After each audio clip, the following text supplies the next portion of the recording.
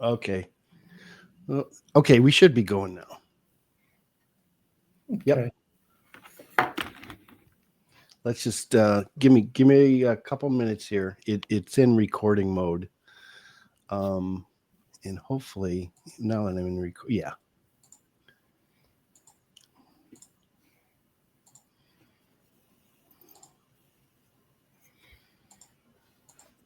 All right. They may not let me split screen. So anyway, hi, Mike. Why don't you share with me, if you will, some of the highlights of the 74 season from your perspective, and not to coach you up too much, but what led to the 74 season? If you have any insights on that from your perspective coming in what was it, 72? 73. Something like 73 that. as freshman. Yeah, So yeah, go yeah. ahead.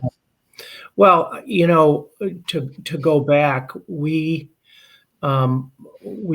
started with a really great freshman class and a freshman football team that was overseen by David Yeager, who I consider right at Coach Fracasa's level. He was a man amongst men, and still is. And he really formed our group. Um, what I hated was playing the next group up, your your guys, because as good as we thought we were, we we looked up to you guys and did not want to play you. When we came onto the team the next year, we started off, as you remember, very slow, but then we won, and then we won, and then we won. And that really was the foundation. Yeah, so that was the 73 season, Yeah. and what you're describing is we started off 0-3. Yes. First time I think Fracassa ever started his coaching career 0-3. Yeah. And that was as much as the 0-3, the rest of the games, I think we won like 4 or 5 straight. Yeah, 5. Yep. Both of those were really the foundation of our next couple years. Yeah. It really taught us the pain of losing, and we did not want to lose. And then it showed us how good it was to win.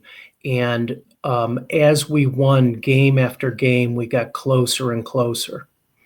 Right. By the time we started that memorable next season, we had a foundation laid that was so important. We all came in as, I always thought one of the greatest things is none of us had a grade. We were all friends. We were right. We were almost gradeless. I never thought of my captain as seniors. I never thought of me as, a year less. We were just kind of a team. Well, that was by design too, because the captains, me, Kevin, and Tom, got together before the season began, and we just said, "Hey, we're not going to allow any hazing. It may have been something from the past, and was stupid to begin with, but you don't pick on the sophomores just because they're sophomores. Everyone's the same, and I think Right. that attitude permeated, and like you said, we were friends. Yeah, we really were, and I guess I was naive because I didn't even know what the word hazing meant, and I never did all through Brother Rice. Right. And I think those two, the way we played that 73 season, and the way we went into it in the summer and the two-a-days, there was no way we were going back to that 0-3. Right. And well, really, when we're talking the 73 season, when the when the sophomores and the juniors started to take over the starting positions, I think is when we really changed, where Yeah. we really had a shift. Danny took over at linebacker, I think in the Divine Child. So we had two sophomore linebackers. You were Yeah. starting right halfback as a Yeah. sophomore. Yeah. We got injuries, so I ended up as left halfback. You were right halfback, and we had Gary Lucas, and that combination worked really well. And we were ticking. That's how we knew we had something. Yeah. And didn't Donnie go in as quarterback?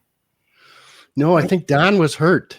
Oh, was he hurt? Okay, Yeah, so we remember, I still think have bro. he never. I don't think he even played as a sophomore. Oh, The potential was there, but he had that calcium buildup on his thigh. thigh. Yeah. It cost him his sophomore year. He played with that pad when he played basketball, but Right. he Right. didn't play for us. But Yeah. I could, but the point is well taken. Um, the sophomores and juniors really took over, yeah, and I think that was a fracassa by design. And it just took. So we had that great, of 5 games behind us, under our under our belt belt. Yep. going in, and I really think that really formed the foundation of our union. Um, Well, I remember our last game was your father's old school, Benedictine. yeah, He was the coach there, correct? yeah, And I remember after that game, I spent the night at Jim Levoy's house, and we were just sitting around that night before we fell asleep, talking about the next season. And Jimmy and I said, "Well, gosh, when you look at the talent that's coming back, we really need to be a run-oriented team." yeah, And what was really popular at the time was the wishbone. I had yeah. played halfback, almost my entire career, but I said, I could move to fullback, and I think we could really pull off a wishbone because Oh, we were 6 deep with running backs. Any oh, one of them would have been starting at any of the other public schools around the can you area. imagine Levoy's, Cullen, Warner, Ryan, Fox, Hendricks? I mean, Yeah, yeah, it's I tell people, um, number one, it was like a family, but yep, number two, it was so talented. They said, well, you were really good as a running back. I said, guys, I had Michigan State, Notre Dame, Arizona State in front of me. Are yeah, you kidding? yeah. Um, and that that's one of the reasons, you know. Well, you Uh, were also really good. I mean, oh, don't yeah, sell but yourself short. the thing was, and that was really funny because, and I think I've told you the story. Um, Fracassa, one of his greatest attributes, in my mind, was keeping us humble. Mhm. He had a big job, and he had a lot of pretty a bunch of cake eaters that, he did not want to get cocky. And we were already 17, 16, 17-year-old guys that were already cocky. He just wanted to put a lid on it. Well, um honestly, Mike, he went through it before in a negative way with John's team mhm, because he kind of gave him too much rope, yeah, from a senior leadership standpoint, yeah. and it just didn't coalesce. No, and that And wasn't the way he worked. He not that he was a micromanager, but these are 16, 17-year-old kids. And that was kind and of, 18-year-old drinking age, right? yeah, It's not yeah. a good combination. Well, and not only that, but that was kind of the era of, do your own thing Yep, revolution, long and hair. Yep. long hair. I mean, the story. He would, and this was my junior year when I was doing well. He said, "Poodle's in my office," and he would get the clippers out and cut my hair. Oh yeah. Oh yeah. And guys, when I came out, or he would say, "Does that bother you?" And I said, no, coach, because you do a lot better job than my dad does. I didn't have to get the bowl out on this one. You get the bowl, and I was like, no, and I know, and Amy's been doing my hair ever since college. I just don't care. But, that was the kind of, and, to go back on my story, he built humbleness, and, and through that, even though I was cocky and arrogant, I didn't see myself as any better than anybody on the team. Well, we self-policed each other's egos. Well, you did, and the captains were great, and we just had such a great time that when it culminated, and when I think I've told you this story, when we got to the banquet, Dan Devine's the speaker. He's announcing the players. I'm pretty sure he did it by number. He gets to 42 and he goes right over to Tommy at 43. I'll never forget it. And I said, well, he'll get me next time or whatever. And they went on and on and on. And they, as you probably remember, they saved me for the MVP. And I was really, really hurt because they forgot me. I literally had no earthly thought of me being anywhere close to the MVP. Well, there were certainly indications. I mean, you're almost 1,000 yards rushing, and over 9 games, and all Catholic, should have been all state. Yeah. Well, that's my daughter who just came. But that was that humbleness that Fracassa provided us. And, I wasn't stupid. I saw the talent. I mean, come on. So that was big. And I think that, you say, what do you take on in your life? And what was the season like for you? And then what takeaways did you have from it? Well, the first word that comes to mind was magical. I mean, we were number 1 in the country at Florida State. We went to the World Series. We played the Yankees and the Braves. Not your first time going to the World Series, by the way. No. Little League World Series. No, I went to the Little League Pony, and then to the Mickey Mantle World Series, which, and then to the College World Series. Right. Nothing was as magical as that year that we played at Rice. It just doesn't come close. The guys, the camaraderie, the talent, the coaching. I had a guy at Florida State who just retired like 5 years ago. He's the most winning coach in any sport of the NCAA. So he was good. And I had Dick Hauser, who was a Hall of Fame shortstop. They just didn't teach me as much as Fracassa and Yeager and Popson and all those guys. And that's incredible for a high school. And it's quite evident how long we've lasted as friends. Yeah.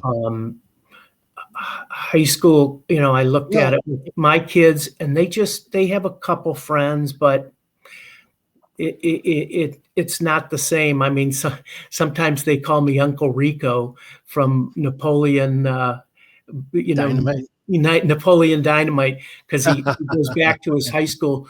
But nobody realizes, the talent and the how good we were, and good guys. That's what Yeager says. And good guys, and not only good, but good guys. Yeah, we didn't. I saw some teams where it had one guy or gal, and they just wash out and they bring the team down. All 3 of my daughters had players like that eventually either got kicked off or quit. We didn't have any of that. Well, And in fact, we had guys that in some cases made some pretty big sacrifices. When you think about Rock Rote, who came from Seaholm High School, Hmm. starting quarterback at Seaholm High School as a sophomore. I think he might have been honorable mention all league. And Yeah. then he transfers over and he barely gets a sniff at quarterback. Son of Tobin Rote, NFL quarterback. Um, And he asked, but but he knew if he was going to get on the field, the only way he was going to get on the field is if he changed positions. change positions. Yeah. Kevin Hart wanted to play his dad's tight end position, and Yep. Fracassa said, "No, we're a better team with you at tackle." Yeah. And And I don't think there's anybody that wouldn't have done that. right, I mean, yep, if he would have told me, you got to go be a split end or whatever, if we were on the wishbone, I would have gone, okay. I yep, mean, it yep, just, and it was just they talk about the perfect storm. Um, this was the perfect storm of talent, friends, coaching, whatever you want to call it. But it was the perfect storm. And I right, don't know, I could be wrong. I've never seen it.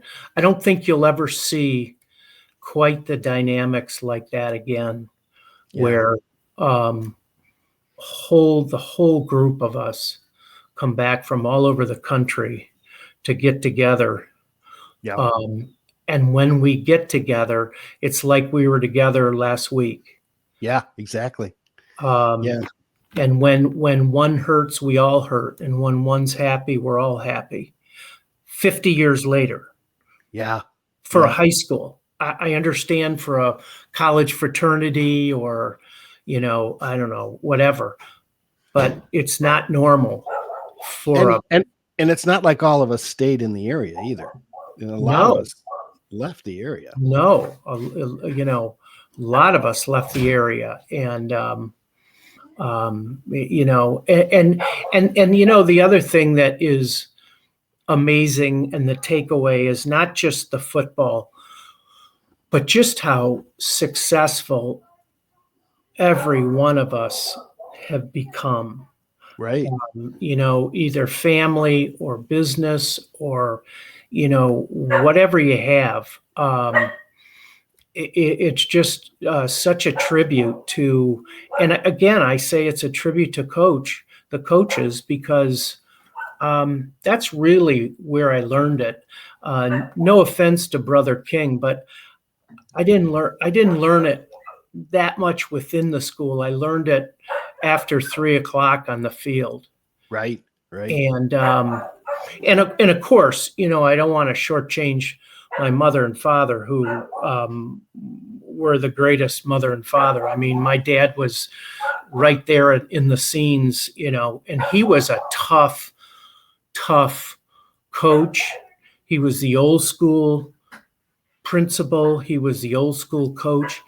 Yep. Um, but he was never like that with me. He was just I think he just was glad that Fracassa was my coach, because he didn't have to do any of that.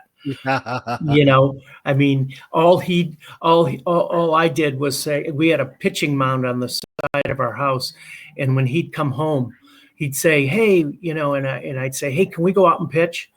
It was one of those Sandlot things where I just love to play catch with him.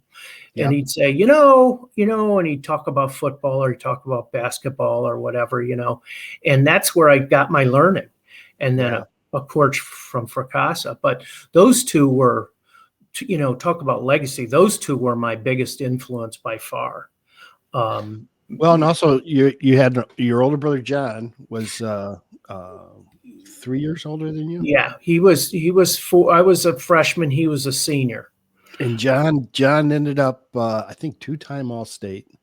Yeah. He ended up getting a scholarship at Pitt, Yep. but the unfortunate luck of the draw in terms of birth rate or birth age, he happened to come into a class of 6 running backs, and not least of which was one. Tony Dorsett. Yeah, you So know. talk about John's advice to you as a seasoned college football scholarship Well, athlete. it started before that. Um, John was bigger, stronger. He was the dominant brother. There you go. And John was the one, my older brother was the one who taught me, um, pretty much all the actual sports that I knew, whether it was basketball, baseball, or football. Being that he was bigger and stronger, the only attribute I had was that I was faster. And if I wasn't faster, I was dead. So, because I remember getting into a fight in my neighborhood and him standing pretty much to the side. And I said, "Hey, how come you didn't stick up for me?" And he goes, "Because that ain't life. You got to learn. You got to learn how to take care of yourself." And that's, he gave me really, really good advice my whole life. Little tidbits. He was always there when I was going through Rice, whether it was my freshman, sophomore, junior, senior year. He always was there to give me advice. He was always a fan. I was always a fan of his. There was never any competition unless we were out on the front lawn, and then it was. All bets are off. Mm-hmm. And he wouldn't ask. He'd say, "Go put the equipment on," and we would put football equipment on, and we would go to it. And I had to learn literally how to uh, get away from him. And I really think that's John what. was yoked too. I mean, he Oh, was. oh yeah, and he was nasty. I mean, he Yeah, was tough. yeah.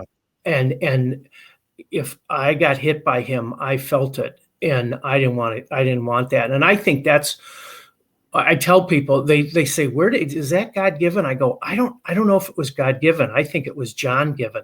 That was my brother, and Yeah. because I didn't want to get hit by him. I mean, that was like getting hit by Rosinski and the Oh other yeah. the linebacker. In fact, yesterday, my wife Amy said, "Where did you get that lump on your lower shin?" I said, "My sophomore year, my first set of downs when I went in against Catholic Central, a huge linebacker hit me, and I had a hematoma, and I still have it." Wow. I look at that all the time, and I know exactly where it was from. But those are the kind of things that he would do, and they taught me. And my junior year, I was having a really good year, and then it ended, and the accolades for all of us, and I started playing baseball, and I think I had more success in baseball my junior year maybe than football. And because as you remember, as we would win, and we won every game, Yep. a lot of times we were out by halftime. Coach Yeah. let the other guys play. Well, baseball wasn't like that, and I got Right. to play, and I had a really good year, and that's when he was, seeing tough times at Pitt, and he just gave me the best advice of my sports career, and he said, "Look," he said, "you are blessed to be able to play two sports." He said, "Don't play college football. It's a grind. It's not fun. Baseball's fun. You'll have fun." I watch these guys at Pitt play baseball, and they're laughing and they're Yeah. playing.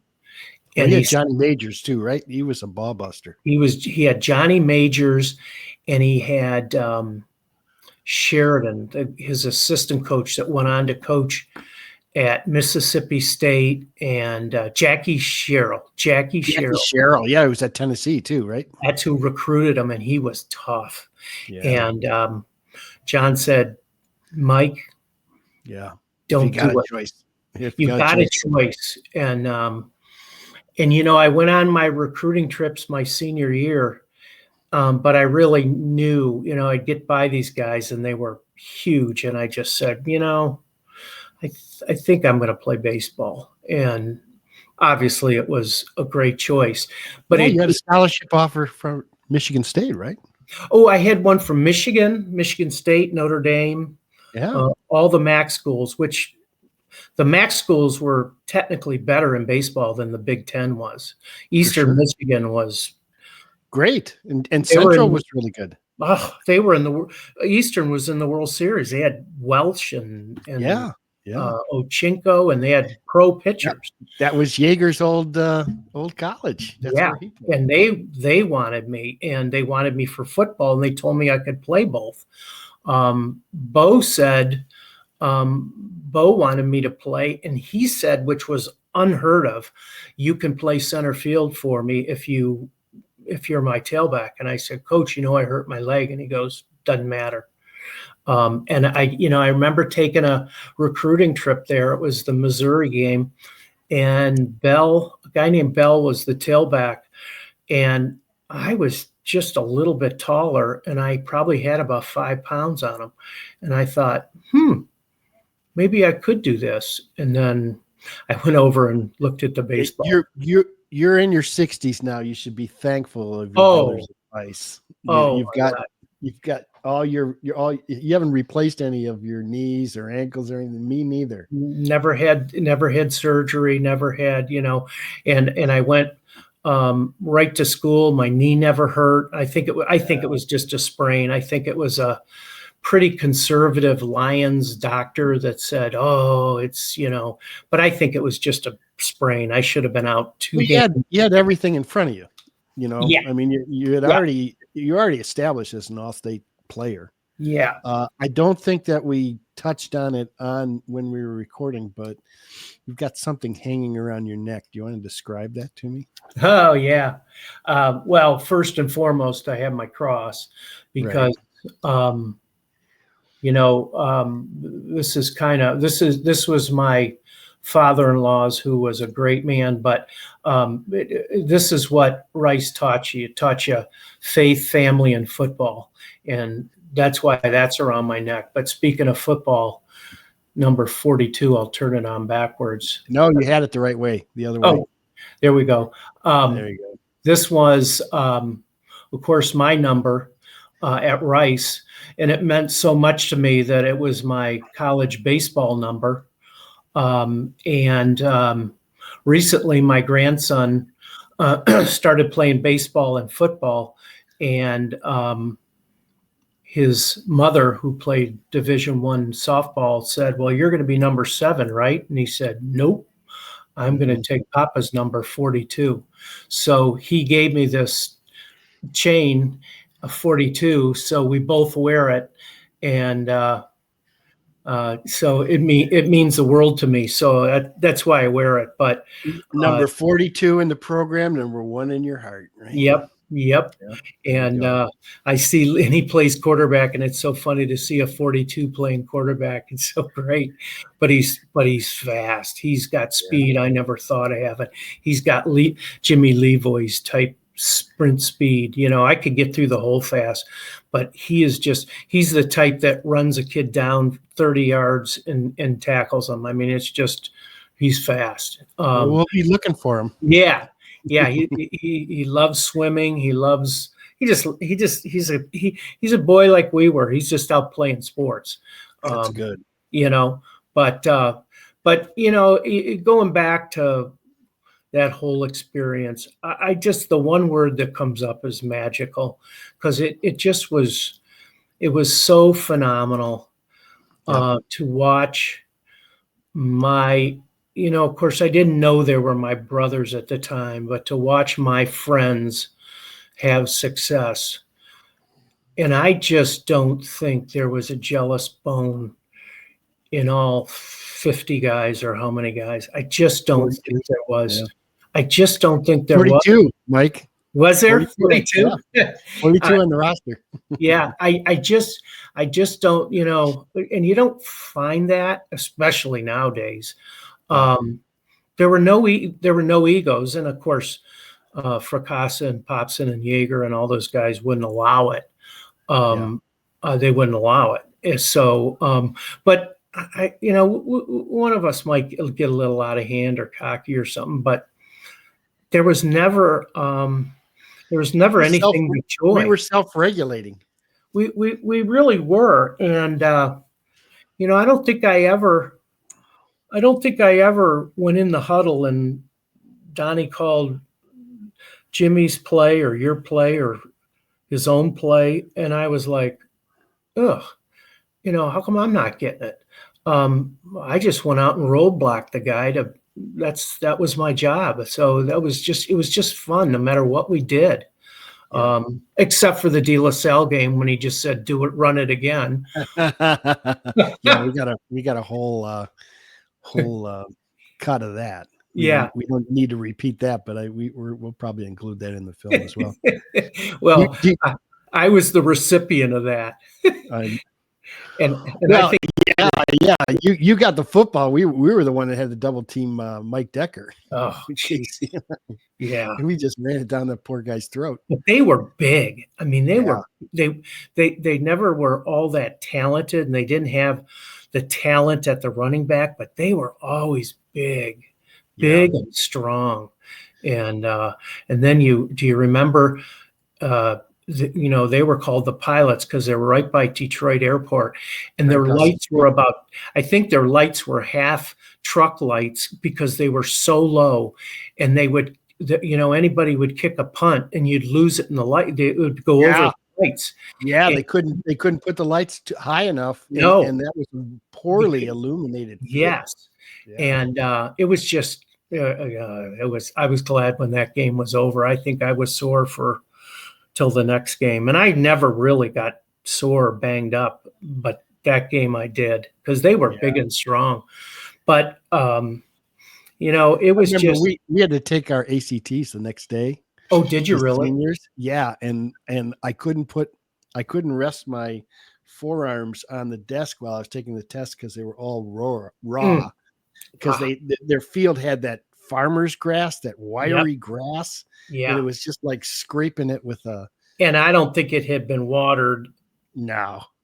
Since July when it rained last, because it was like straw, and but we found a way, and that's the way we always handled things, and I just think it was magical, and if it wasn't magical, all 42 guys wouldn't make an effort to come back when we do, and of course.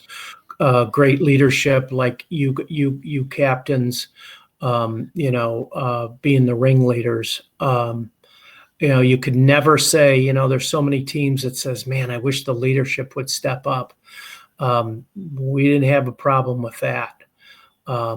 We had good guys. We had across the board. It was good. Kevin was kind of the soft-hearted one.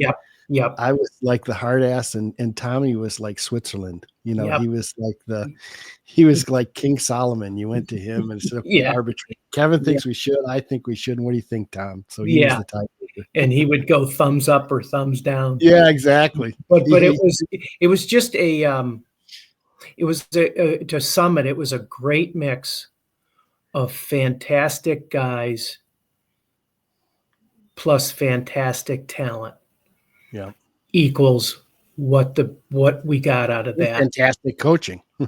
Well, yeah, and when I say fantastic guys, I mean coaches. Yeah, I mean coaches, players, managers. Richie Ray. It was just a group of people, group of men that just clicked, and we clicked, and Fracassa remembers everything, but he just remembers all of us. I mean, and that was 50 years ago, and it was great, talented men that equaled great people, and no egos, no ulterior motives, no agendas, no, it was just none of that. It was just just love of the game, love of the guys. you Well, know. he was able. By the time we got through there, he had worked through his process. He had a clear process in place that was ahead of the times. He was getting exercise regiments from the NFL because he had Hmm. George Perlis as a buddy on the Steelers, and Yeah. his idol was Vince Lombardi. So we got the Hmm. Green Bay from Vince Lombardi and the four Yep. quarters from Yep. George Perlis and the Steelers. And he adjusted his scheme and schematics based on the talent that he had each year. Yeah. So my sophomore year, we ran a power I when John was a senior, Hmm. and then our junior year we ran a pro set at the beginning, and then we slowly shifted to a another power I, and Yep. then senior year was wishbone, and it Yep. was always based on the talent in place. So Well, and when he kept it that way our senior year because we had Warner, and Warner yeah, might have been the quickest out of all of us. and toughest man. Tough, Oh, tough, you know. he And was he was like Lou Gehrig, and we were the running backs were all Wally Pips, and we didn't yeah, want to leave the lineup because we know if we got hurt and he had a chance, we would never get back in that lineup. absolutely. And you talk about a no nonsense, tough guy. Yeah, That was Warner, and so we just kept running the wishbone because we had Hendricks, Casey, Warner, and me, and yeah, it just, we started off our first two games and it was just like we never left that 75 season. And I know for a fact that if I hadn't got hurt, we would have won the state. We would have beat Divine Child. They were good, but you got all the way there, and it was just fluke I your way. no, I have a doctor's appointment in 10 minutes. Would you get me the power cord, honey? Yeah, that's what I'm. No, not Yeah, that. we can wrap up, Mike. We Yeah. can wrap up. Do you have any final thoughts? Well, my final thought is that um, it was such a blessing. There's not many things that you go 50 years and still remember like it was yesterday. It was such a blessing to have those guys and to still have those guys and to have the memories um, that we have from that, from that time, and we can put that. I'm just plugging this in. We can, we will. Battery recharge. Yeah, we can. It was such a blessing that very, very, very few people, maybe guys that win the Super Bowl and stuff like that, but even then they go to other places and they don't, really come back. We really had the blessing and good fortune that it was so magical that if we call a 10, 20, 30, 40, 50, 60-year reunion, those of us that can are going back. Yeah, That it doesn't was that doesn't 22. that doesn't happen. Yeah. That's when I say it's just magical. Yeah. I mean, that's what comes to mind. Yeah, the blocking and tackling was great. Yeah, I won MVP, big deal. I still don't even think of that. It was the camaraderie. I remember running Gabriel Richard running right up Kevin Hart and nobody's there, and I'm literally pushing him, because he's blocking and there's nobody there, so I'm pushing him. It's just you remember those things, but it's just, I don't know. It's just magical is the word I'll use, because it had to be something, because you may leave your high school career with maybe one friend that you see, two friends, not 42. Right. Yep. It just doesn't happen. So that's a blessing. That's what I leave with. All right, man. Yeah. Will you hang in there health wise? Yep. All my best to Amy, and we should have something about a month or so. Their goal is to get it out before Christmas, so Okay, we'll get it, cool. we'll get it out to you. And we're also gonna. I told him I want the raw footage too, so Yeah, we'll each individual will have their little segment as well. yeah. Well, I mean, I'd love to see it because I'd love to hear what the guys have to say. Oh, it's And fun time. We they're missed all, you for sure. yeah, definitely, I tried to block the weekend out because it kind of hurt. So, Yeah, I hear you, you man. know, but thanks. We're all Love happy you you're still guys. here. Yep. Yep, me too. All right. Love you, Me, man. okay, talk to you. All right. Bye. Bye.